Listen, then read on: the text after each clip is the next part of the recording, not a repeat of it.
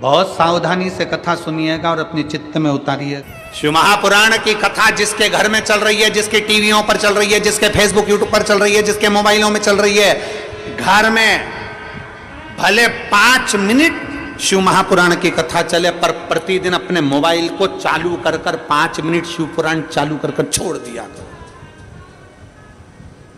घर में टीवियों पर अगर कथा आए तो भले सुनो चाहे नहीं सुनो, 5-10 मिनट उस टीवी को चालू कर छोड़ा करो, जिससे वो शिव महापुराण के शब्द हमारे घर के वातावरण को शुद्ध करें। वो कैकेयी अयोध्या में रहती थी, राम जी के साथ रहती थी, दशरथ कौशल्या सुमित्रा के साथ रहती थी, गुरुजी रोज का ज्ञान देते थे, पति रोज सूर्य को अर्घ चढ़ाता था, तो भी वो कैकेयी की बुद्धि बदली क्या? अरे बोलो तो नहीं। और वह विभीषण को देख लो, जो रावण की लंका में रहता था, पूरे राक्षसों में रहता था, सारे मदिरापान करने वालों में रहता था, सारी प्रवृत्ति से बेकारों के साथ रहता था, उसके बाद भी विभीषण बिगड़ा क्या? अरे बोलो तो कैकेयी सुधरी नहीं और विभीषण बिगड़ा। अगर संगत का असर होता तो विभीषण कब का बिगड़ गया होता। संगत का असर होता तो फिर तो कैकेयी भी कब की सुधर गई होती। पर संगत से मूलता शिव पुराण नहीं करती। शिव पुराण कहती है संस्कार की मूलता है कि हमारे संस्कार कैसे हो, हम क्या दे रहे हैं बच्चों। कौवा और हंस की दोस्ती हो गई, दोनों रहने लगे। कौवे ने कहा हंस से, भाई मुझे बहुत भूख लग रही है, कुछ ला दे। हंस गया तुरंत, ठीक है मैं तेरे लिए कुछ लेकर आता हूँ। और हंस दौड़ कर गया। हंस क्या चुगते थे? मोती। हंस मोती लेकर आ गए, ले ये मोती ले। और कौवा बोला भैया ये कैसे खाएंगे, हम खाएंगे तो हमारी तो चोंची टूट जाएगी। अब कौवा मोती कभी खाया हो तो खाएगा, हम नहीं खा सकते। हंस कहते हैं भैया हम तो यही खाते हैं इसलिए तुमको ये खिला दिया। अरे भाई, कौवा भूखा रहने लगा, 8 दिन निकल गए। आज कौवे ने कहा हंस अब तू मेरे यहाँ चल। हंस को ले गया। कौवा कहाँ रहता था? शमशान में, बड़ के पेड़ के ऊपर। हंस को भी बिठा लिया। थोड़ी देर बाद हंस ने कहा भैया मुझे भूख लग रही है। कौवा दौड़ कर गया और एक मरे कुत्ते का मांस उठाकर हंस को ला कर दिया। हंस ने कहा ये क्या है? कौवा बोला ले हम तो ये खाते हैं, जो खाते हैं तुम्हारे लिए ला दिया। हंस बोला मैं मर जाऊंगा पर ये गंदी चीज नहीं खाऊंगा। अरे हम तो यही खाते हैं इसलिए तुम भी खा लो। नहीं नहीं मैं खाने वाला नहीं हूं, ये तो मैं नहीं खाऊंगा। दोनों बात कर रहे थे। नीचे एक राजकुमार बैठा था, वो मांस का टुकड़ा उस राजकुमार पर गिर गया। राजकुमार को क्रोध आया, उसने कौवे को साध कर बाण छोड़ा। जैसे ही छोड़ा कौवा उड़ गया और हंस को बाण लग गया। हंस जमीन पर गिर गया। हंस जमीन पर गिरा और जैसे ही हंस जमीन पर गिरा राजकुमार ने हंस से कहा हंस देव मैंने तो कौवे को बाण मारा था और बाण तुमको लग गया। अरे हंस बोला राजकुमार तो ये तुम्हारी दिक्कत नहीं, ये तुम्हारी गलती नहीं, गलती मेरी है। मैं बुरे की संगत में बैठ गया और बुरा व्यक्ति बुरा काम करके निकल गया और अच्छा व्यक्ति जेल में धरा गया। जो बुरा होता है वो बुरा कर्म कर कर निकल जाता है। बुरा करने वाला व्यक्ति बुराई कर कर निकल जाता है। बुरा कर्म करने वाला व्यक्ति अपना बुरा तत्व ग्रहण कर कर, बुरा तत्व प्रसिद्ध कर कर निकल जाता है। पर जो अच्छा है, जो अपनी बुद्धि से, चित्त से, अपने मनन से जो बहुत अच्छा है वो धरा जाता है। श्री नारद जी महाराज ने तप किया, रामचरितमानस में आपने श्रवण किया, शिव महापुराण में भी लिखा है देव ऋषि नारद तप करे, कामदेव को जीत लिया। जब कामदेव को श्री देवऋषि नारद ने जीता तो सबसे पहले देवऋषि नारद कामदेव को जीतकर अगर पहुंचे तो सीधे पहुंचे भगवान शंकर के पास। क्यों? क्योंकि भगवान शंकर ने कामदेव को नहीं जीता था। कामदेव ने शिव जी की समाधि को तोड़ दिया, समाधि को तोड़ दिया।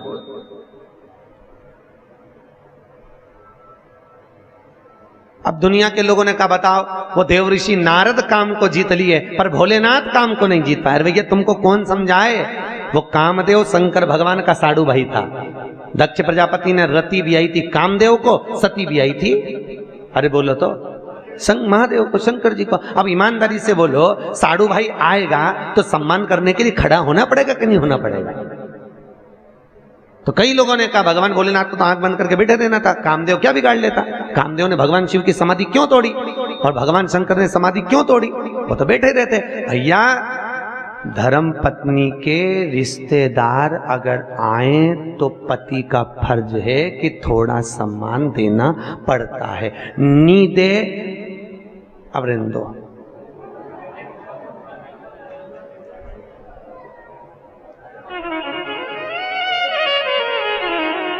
सम्मान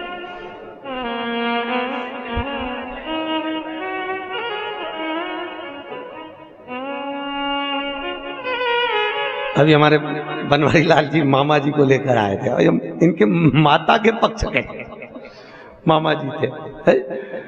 तो भी सम्मान दे रहे थे कि नहीं दे रहे? भैया ये हमारे मामा पक्ष के हैं, हमारे मामा है।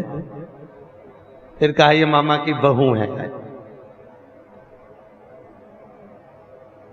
सम्मान दे।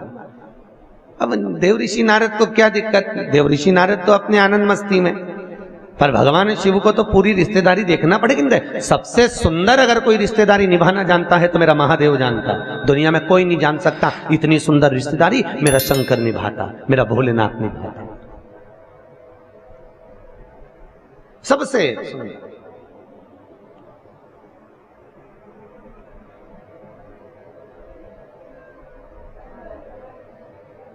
और उसके बराबर कोई दुनिया में रिश्तेदारी निभा भी नहीं सकता। एक केवल महादेव थे भगवान शंकर, जो अपने पुत्र गणेश और कार्तिकेय से कहते थे कि रक्षाबंधन का त्योहार है, जाओ अपनी बहन अशोक सुंदरी के पास जाओ और राखी बंधवा कर आओ। कौन कहते थे? भगवान शिव, भगवान महादेव। जाओ अशोक सुंदरी के पास में जाओ और जाकर राखी बंधवा कराओ। तो कई बार कार्तिकेय तो कहते थे पिताजी हम रक्षाबंधन पर अपनी दीदी के यहाँ नहीं जाएंगे, उसको आना पड़ेगा। वो आए।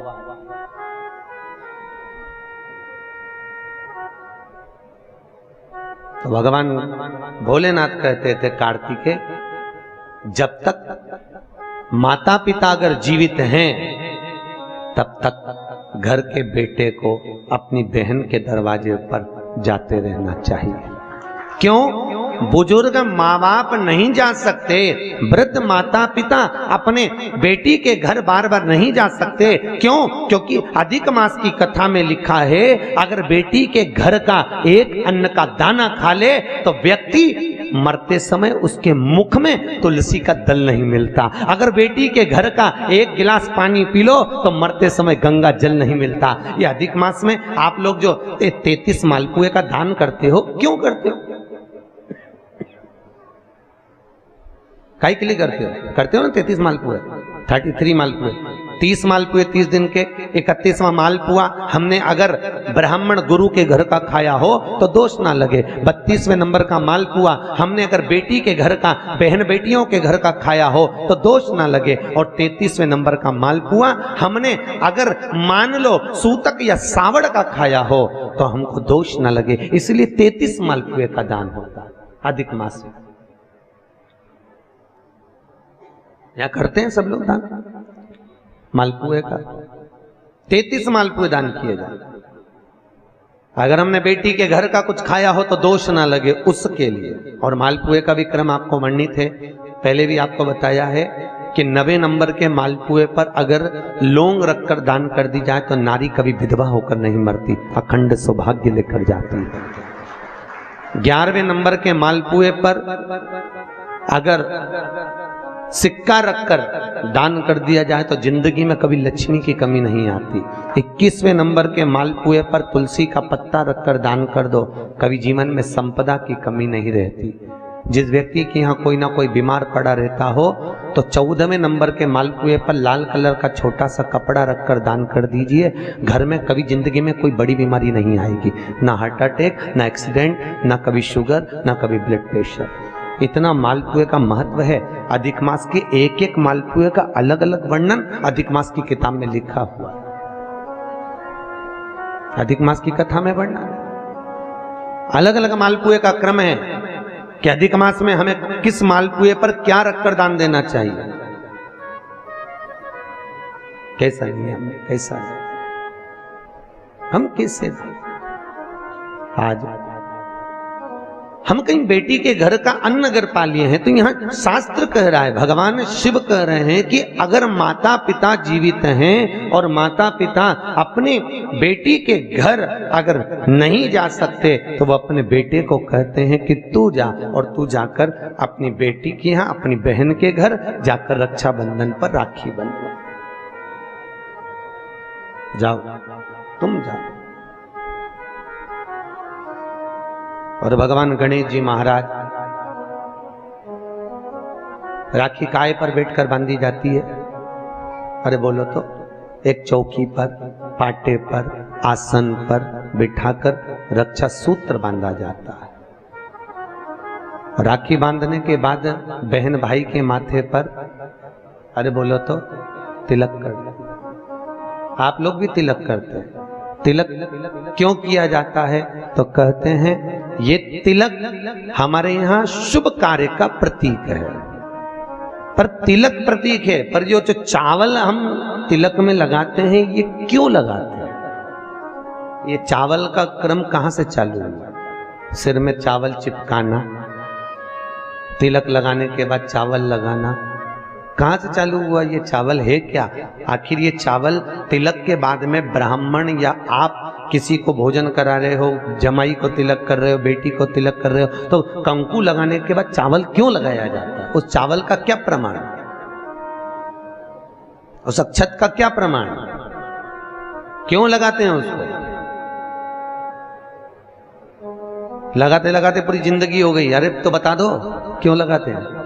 वो चावल का क्या प्रमाण कि कंकु का तिलक तो लगाया, वो हमारे यहाँ शुभ कार्य का प्रतीक है, समृद्धि का प्रतीक है। पर जो अक्षत हम माथे पर किसी के लगाते हैं कंकु लगाने के बाद में, चंदन लगाने के बाद में जो चावल लगाया जाता है, वो चावल का क्रम क्या है? तो शास्त्र कहता है, सुंदर विष्णु पुराण में भगवान वेदव्यास जी ने वर्णन करा, जिसके मस्तक पर तिलक लगाया जाता है वो शुभ कार्य का प्रतीक होता है। और अक्षत इसलिए लगाया जाता है कि इस अक्षत के माध्यम से आपकी जिंदगी में ये शुभ कार्य निरंतर चलता रहे, इसलिए अक्षत उसके माथे पर लगाया जाता है शुभ कार्य के लिए, निरंतर चलने के लिए। इसको कहते हैं अक्षता। अक्षता का मतलब क्या है? निरंतर चलता रहे, निरंतर बढ़ते रहो। दूल्हा दुल्हन की जब जयमाला होती है, आपके यहाँ होता कि नहीं होता पता नहीं, पर महाराष्ट्र में तो एक नियम है कि दूल्हा दुल्हन की जब जयमाला होती है तो सबको पीले चावल दिए जाते हैं। इधर देते हैं क्या है? तो पीले चावल देते हैं, और पीले चावल देकर फिर उसको स्वस्ति वाचन के अनुसार उसमें छोड़ा जाता है। शुभ मंगला, अरे बोलो तो, सावधान, शुभ मंगला सावधान।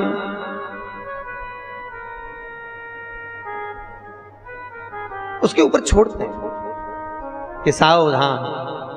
और ये चावल तुम्हारे मस्तक पर जो पड़ा हुआ है, तुम्हारे मस्तक पर जो डाला जा रहा है, तुम्हारी जिंदगी इसी प्रसन्नता में निरंतर बढ़ती चली जाए, वो अक्षता का मतलब है।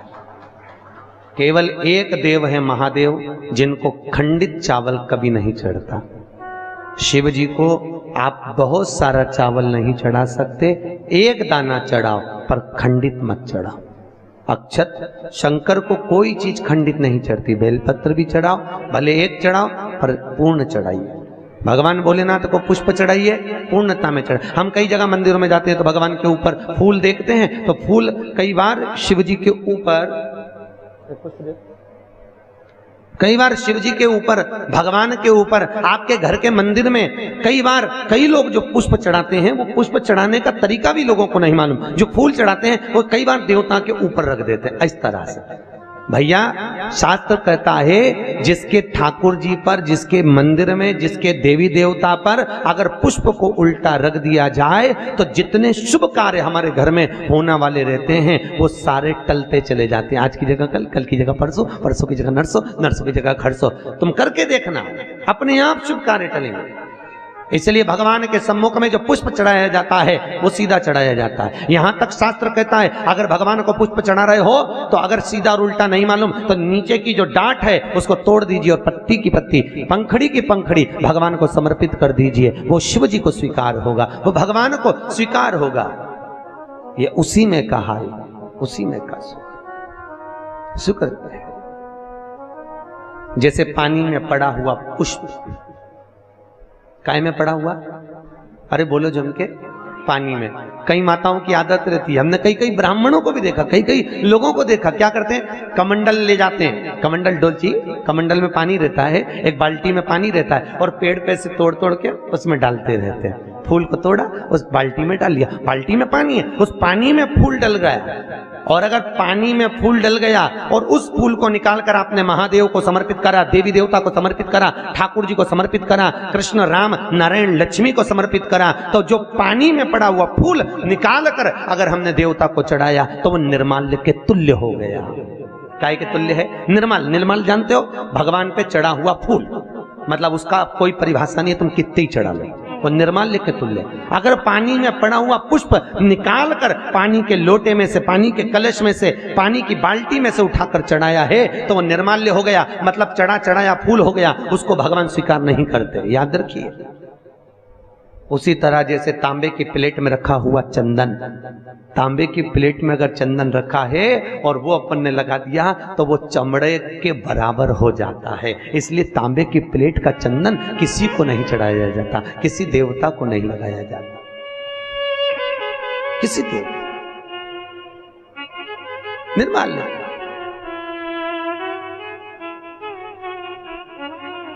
भगवान शिव कहते हैं तुम्हारे पास में कुछ नहीं है, पूर्णता का समर्पण, पूर्णता। पर आज के जमाने में लोग पूर्णता देते कहां हैं? एक बात बताओ, भगवान के मंदिर में नारियल फोड़ा, राम जी के मंदिर में, हनुमान जी के मंदिर में नारियल फोड़ा, और वो नारियल फूटने पर अच्छा निकल गया तो भगवान ने स्वीकार करा कि नहीं करा? अरे बोलो जम के, अच्छे से बोलो, करा? अच्छा ठीक है, आप बोल रहे हो करा, शिव पुराण करे ही नहीं करा। अगर नारियल फोड़ने पर राम मंदिर, हनुमान मंदिर में, देवी मंदिर में नारियल को फोड़ा और फूटने के बाद अगर वो नारियल अच्छा निकल गया, उसमें से थोड़ा सा टुकड़ा तो तुमने भगवान को चढ़ाया, बाकी का सब घर ले जाके चक्कू से निकाल के खा गए। और मान लो वो नारियल फूटने पर बेकार निकल गया तो तुम उसको घर ले जाओगे?